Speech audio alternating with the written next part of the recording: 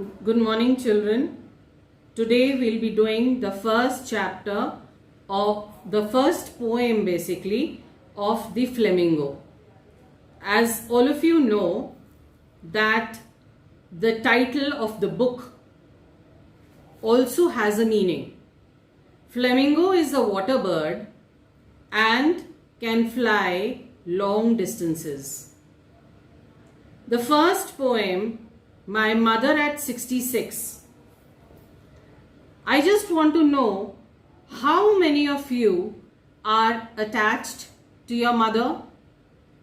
I'm sure all the children really love their parents. The mother is the one who sacrifices all her needs, all her desires, just for the sake of her family. She loves her children. She loves to do work for the entire family. She slogs the whole day, and even if she has to hide anything from her father, from her husband or her in-laws, she is capable of doing anything for the sake of her children. Now, in this poem, Kamla Das, who has grown very old herself, visits her mother's place. And when she visits her mother's place, she realizes that her mother is nearing the end of her life.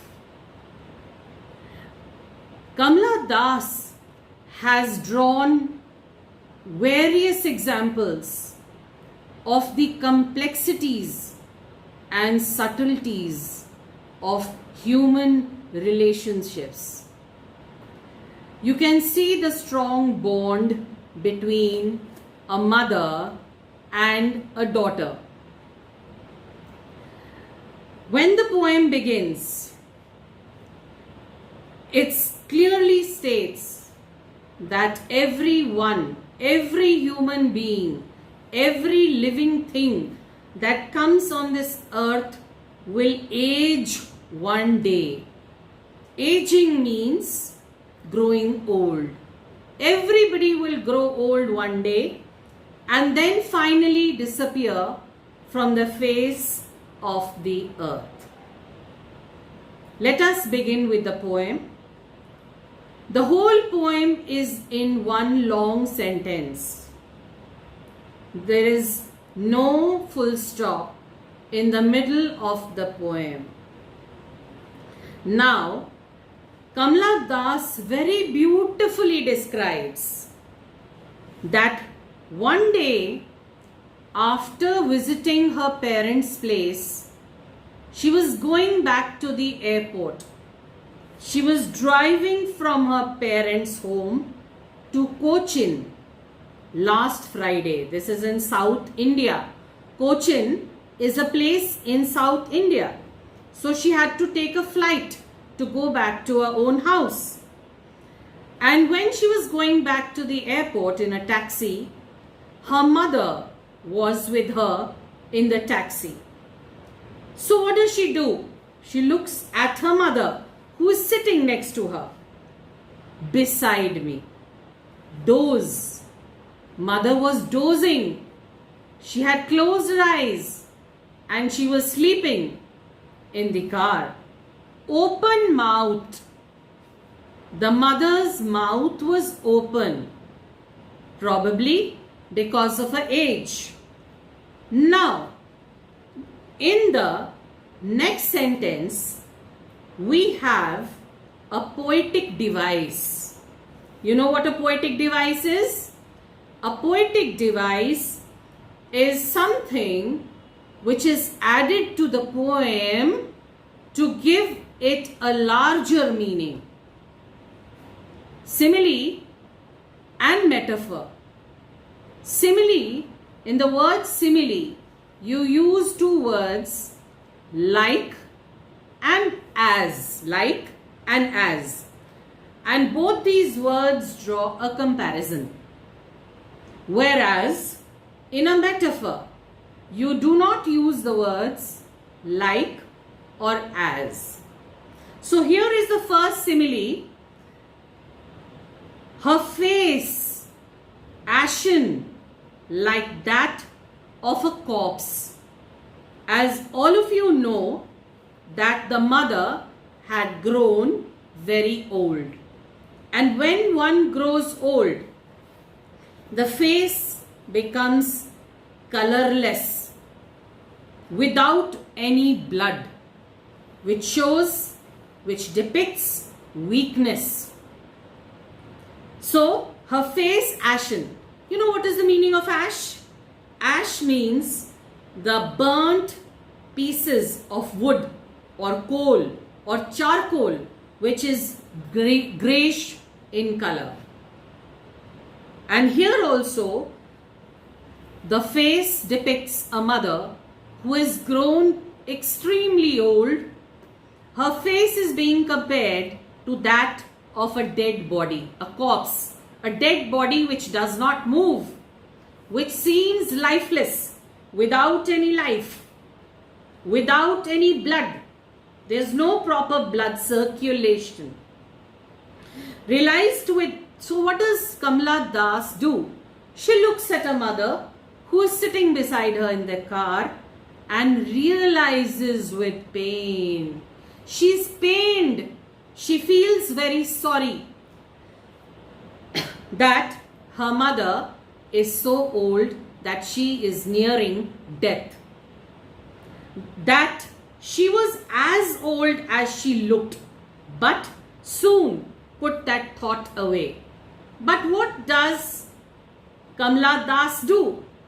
She does not want to give trouble to her mother.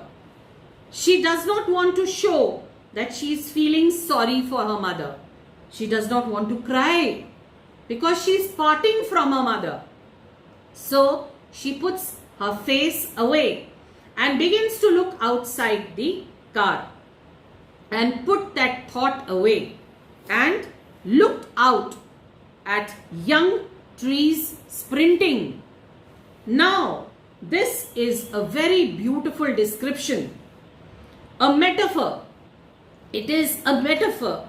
Young trees sprinting. All of you must have seen that trees never sprint. It is human beings who sprint.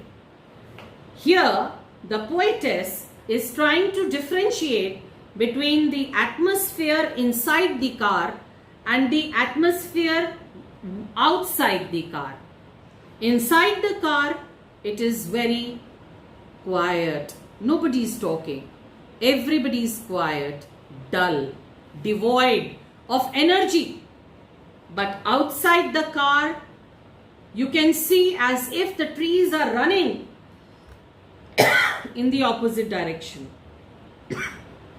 Now, when you say the trees are sprinting, it does not mean that the trees are running. It means that there is life, there is energy outside the trees, outside the car, outside the taxi. Look out at young trees sprinting. The merry children. Merry means very happy, excited. Outside, the children are very, very happy, excited because they love to play. They are full of energy. They are full of vigor. Understand? The merry children spilling out of their homes. It seems as if the children are running outside to play. They're full of energy. They're full of activity, youth, vigor, happiness, and vivacity of life.